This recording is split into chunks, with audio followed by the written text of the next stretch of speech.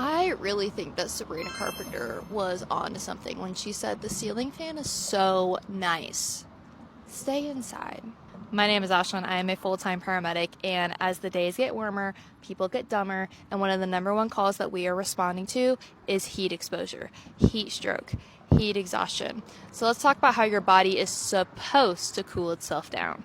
So your brain has something called the hypothalamus. The hypothalamus is literally the size of an almond. Think about the size of my freaking thumbnail. And it has the most important responsibilities, including thermoregulation.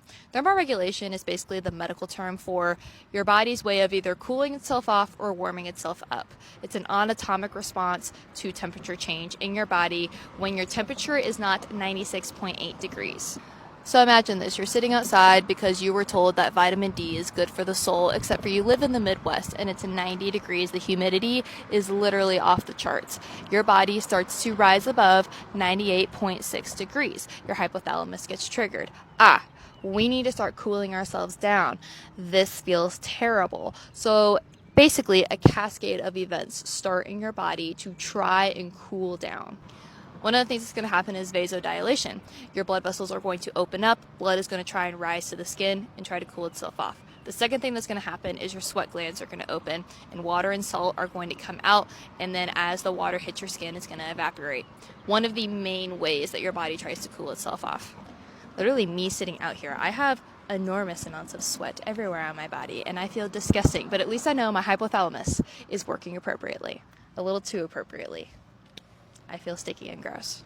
Now I need you to understand that we are talking about the human anatomy, and if there's anything about the human anatomy, it is not simple and it is not straightforward. You're going to encounter patients that may not be able to thermoregulate. Their body may not be able to kick those mechanisms into gear as fast as they should, and that's when we start getting the heat exposure, heat exhaustion, heat stroke type of calls. The thing about this spectrum is your body will lose its ability to compensate in the heat the longer they are exposed. The level of severity will just continue to rise. It's probably not going to get better just because of how the body is trying to cool itself down. Think about this, okay? Sweating is the number one way that we are going to try and compensate for the heat. You only have so much fluid in your body. Your body can only disperse so much fluid out, all right? We're eventually going to get dehydrated. That is all. The days are going to get hotter, so stay safe and stay cool. Have a good shift.